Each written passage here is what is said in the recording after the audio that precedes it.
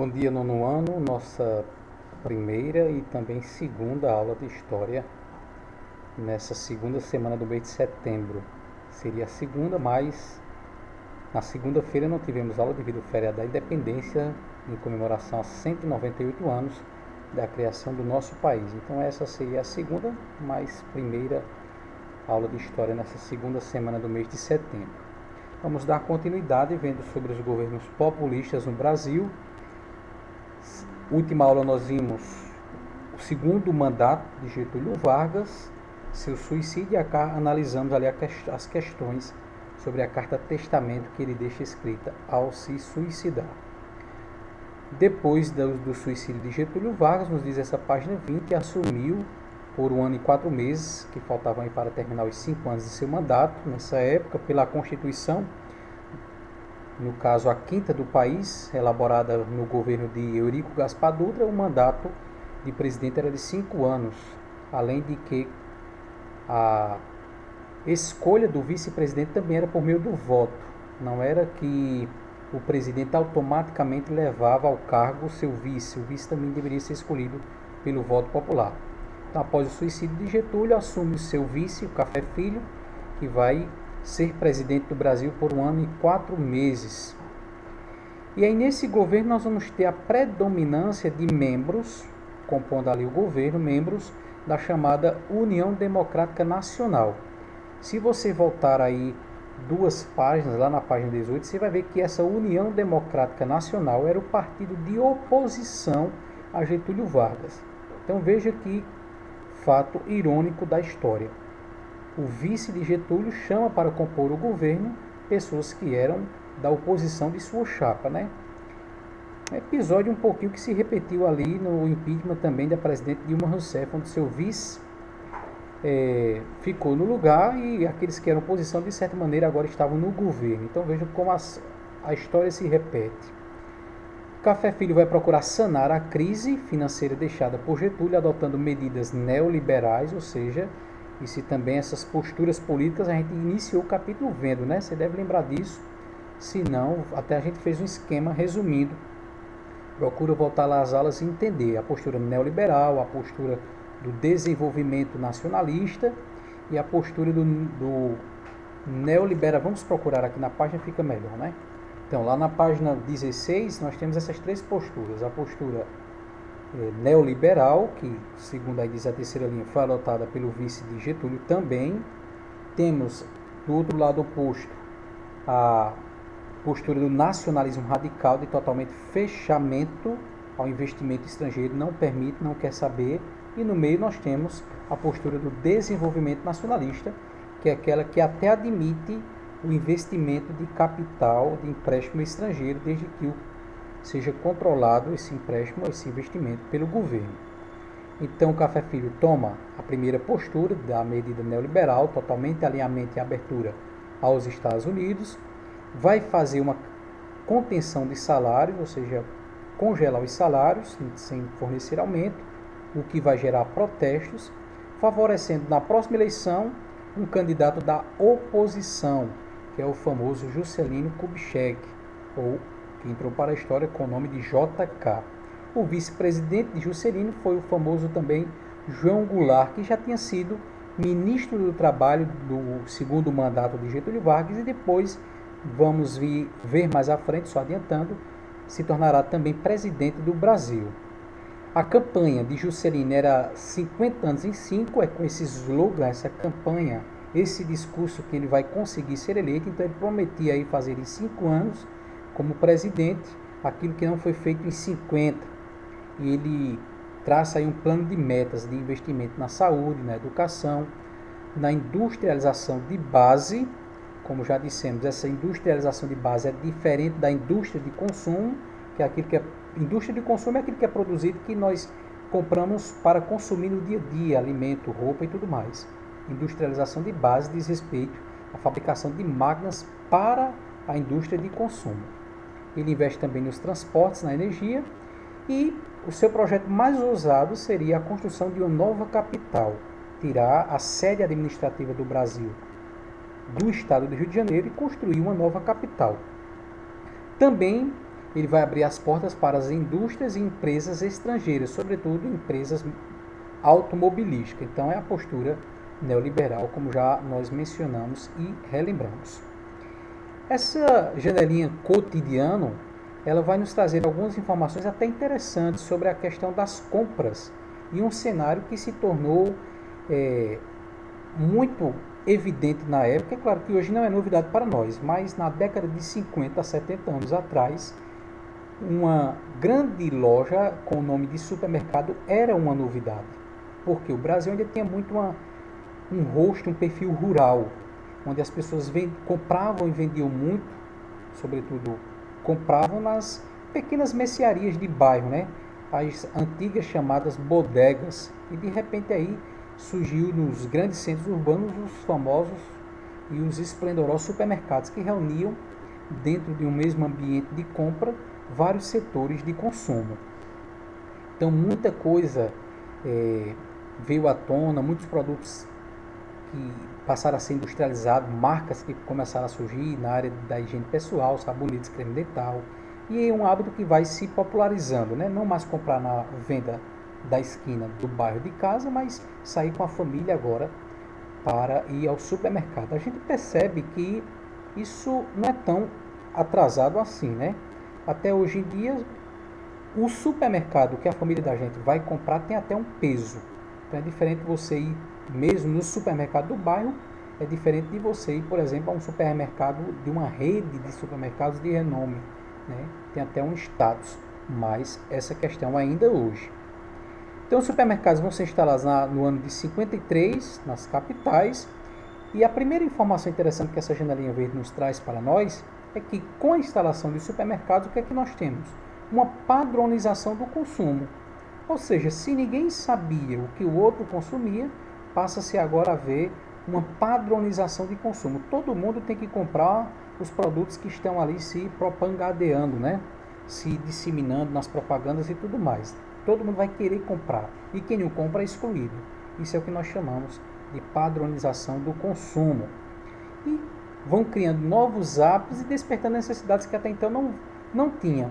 É a força da propaganda que ainda é exercida sobre a nossa mente nos dias de hoje. De repente você vê uma determinada propaganda, não tem necessidade daquilo, mas a propaganda vai criando em você essa necessidade, lhe convencendo de que você precisa comprar aquilo para estar nesse padrão de consumo, fazer parte daqueles que consomem, ser um consumidor, ter poder aquisitivo, poder de compra. Outras informações, nós podemos citar nessas duas linhas, é a indústria cultural, né? Então esse consumo vai criando também, vai produzindo também uma cultura de consumo, de maneira que vai exercer sobre a população um poder homogeneizador. As diferenças não serão mais respeitadas e você só começa a enxergar agora a classe que consome. Quem não compra, quem não sai fim de semana para gastar seu dinheiro, não está dentro desse público do mercado, não é contemplado pelo mercado financeiro. Soa até, a gente fazendo uma ponte com os dias atuais, soa até de maneira engraçada como as grandes empresas, os bancos, à medida que você vai crescendo, tomando responsabilidades, comprando na internet e tudo mais, as empresas vão te vigiando ali, oferecendo produtos, cartões de crédito e tudo mais, porque você passa agora a fazer parte desse grupo único, homogêneo, o grupo de consumidores. E aí ele pede algumas perguntas sobre, tanto de cunho pessoal, como também sobre o material de apoio. Lá apresenta-se alguns produtos dessa década de 50, do estouro, do surgimento dos supermercados, mas que permanecem até hoje. Como ele vai dizer na primeira pergunta, alguns desses produtos ainda podem ser encontrados atualmente nos grandes supermercados? Sim, se você olhar no material de apoio, você percebe que algumas marcas persistem até os dias atuais. Como, por exemplo, cita lá a fábrica Valita, né, de eletrodomésticos. Você consome esses produtos? Seria uma resposta pessoal. Terceira pergunta, a que você atribui a comercialização desses produtos durante tantas décadas? Por que persistem vendendo? Então, entre outras coisas, porque facilita o nosso trabalho dia a dia, né? Agiliza muita coisa do lar. Segundo fator, porque tem funcionalidade, se não funcionasse, se não alcançasse o objetivo, não venderia. E também pela propaganda e, como diz o ditado, é a alma do negócio, né? Mais algumas perguntas aí de cunho pessoal. De que forma a propaganda influencia nos seus padrões de consumo? De que maneira a propaganda lhe convence a comprar aquilo que de repente você nem tinha necessidade? Segundo questionamento, você se considera um consumidor consciente, que além de consumir se preocupa também com o descarte daquele lixo que você compra, daquela embalagem, por exemplo? Terceira pergunta, também de cunho pessoal, qual o destino do lixo produzido em sua casa ou no colégio? Como estamos ausentes do espaço físico do colégio, você pode refletir sobre isso na sua casa, a que destino é dado o lixo de sua casa. E aqui nós temos, na página 22, o famoso e ousado projeto da construção de Brasília, que, como vai dizer a página 22, era o projeto mais ambicioso do governo de Getúlio Vargas, né? Mas se a gente fizer uma pesquisa, trouxe aqui, por exemplo, algumas anotações, se a gente, só a nível de curiosidade, se a gente fazer uma pesquisa na internet sobre a missão Cruz, ou Quadrilátero Cruz, ou sobre a missão Poli Coelho, de Djalma Poli Coelho, a gente vai perceber, sobretudo por essas duas primeiras pesquisas, que esse era um projeto antigo, que já há muito tempo prefigurava, se tinha essa ideia de construir uma nova capital mais centralizada, tirar do Sudeste e colocar mais central no território, no mapa brasileiro. O Getúlio só fez pegar esse projeto que já vinha arquivado, que já era ideia passada, e executá-lo. Por exemplo, era mencionado na Constituição de 1891, a Constituição Republicana, a segunda do nosso país, e promovendo aí uma maior integração. Esse era o objetivo final, né? Descentralizar um pouquinho do Sudeste para integrar maior as diversas regiões do país. E aí, essas duas imagens que nós temos um esboço do projeto arquitetônico da construção de Brasília, foi o projeto vencedor na época, a legenda vai explicar para nós isso, sempre ali tendo à frente na administração dos trabalhos o famoso arquiteto Oscar Niemeyer. Na segunda imagem aí nós vemos os chamados candangos, que eram aqueles nordestinos que partiam para Brasília para tentar a vida, já que essa empreitada garantiu muito emprego e salário e renda para muitos trabalhadores pelo tempo que perdurou a construção de Brasília. No entanto, tem uma informação interessante aqui nessa legenda. A realidade estabelecida em Brasília simboliza, é um símbolo do quadro que se alastra pelo país, porque ali em Brasília nós temos a cidade de Brasília, né, riquíssima, por todo o centro administrativo, não só pelo dinheiro, pela sede do Banco Central, por exemplo, que está ali, não só pelos órgãos administrativos, o Senado, a Câmara, o Supremo Tribunal, o Gabinete do Presidente, não só por isso, mas porque foi uma cidade que realmente se desenvolveu economicamente. E, no entanto, diz a legenda da imagem, as outras cidades ao redor vivem em uma baixa qualidade de vida, ou seja, olhando para Brasília é um cenário, de fato, do restante do país. Essa construção custou muito caro ao Brasil, o que favoreceu para aumentar a dívida do Brasil externa com outros países, com o Fundo Monetário Internacional também, de modo que para essa empreitada, para ter o dinheiro para essa construção, o Juscelino aí solicitou empréstimos aos Estados Unidos, que fez o empréstimo através do Fundo Monetário Internacional, um fundo que todos os países do mundo, como já diz internacionalmente, podem recorrer em caso de necessidade. Para liberar esse dinheiro, o FMI impôs algumas condições, como que o Brasil precisava controlar a inflação, exigir a tomada de medidas por parte do presidente para controlar a inflação. O Juscelino ele teve que tomar algumas medidas consideradas impopulares, de maneira que simbolicamente ele vai romper com o órgão, com o Fundo Monetário Internacional, para não tentar desgastar a imagem do seu governo, não tentar ganhar a antipatia e manter a simpatia do povo brasileiro. Seu governo foi marcado pela estabilidade política, deixando como herança, além de muitas realizações concretas, como é o caso de Brasília, mas também uma grande crise econômica. Sobre o movimento cultural dessa década de 50, né, enquanto na política vivíamos o populismo, culturalmente o Brasil vivia uma efervescência, muitos movimentos ali surgindo em ebulição. No rádio, destacavam-se cantoras como Carmen Miranda, Dalva de Oliveira, Elizabeth Cardoso, entre outras. Tínhamos as dramatizações telefonadas, né, as novelas que eram apenas de áudio, e depois também nessa década se popularizou a televisão. Na música, destacou-se o surgimento do chamado estilo Bossa Nova, nomes como João Gilberto, Tom Jobim, Vinícius de Moraes, talvez esse seja o mais famoso, o Vinícius, e também a época de canções como a famosa Garota de Ipanema, né?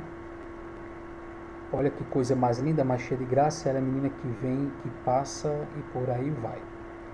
Sobre esse estilo musical que retratava a cultura e a mentalidade social da época, nós temos aí um trecho de uma canção Bossa Nova, desse estilo que surgiu na década de 50. Diz assim a letra da canção: Bossa Nova é ser presidente desta terra descoberta por Cabral. Para tanto basta ser tão simplesmente simpático, risonho, original. Depois de desfrutar da maravilha de ser o presidente do Brasil, voar da velha Rio de Janeiro, velha capital, para Brasília, vir a alvorada e voar de volta ao Rio, voar, voar, voar. Analisando a letra dessa canção, vocês têm duas perguntas aí na página 23, que são as questões que vocês devem mandar respondidas lá pelo Classroom. Tira a foto na horizontal, no modo paisagem, e manda lá a página 23 do didático no Classroom. Bom restante de semana.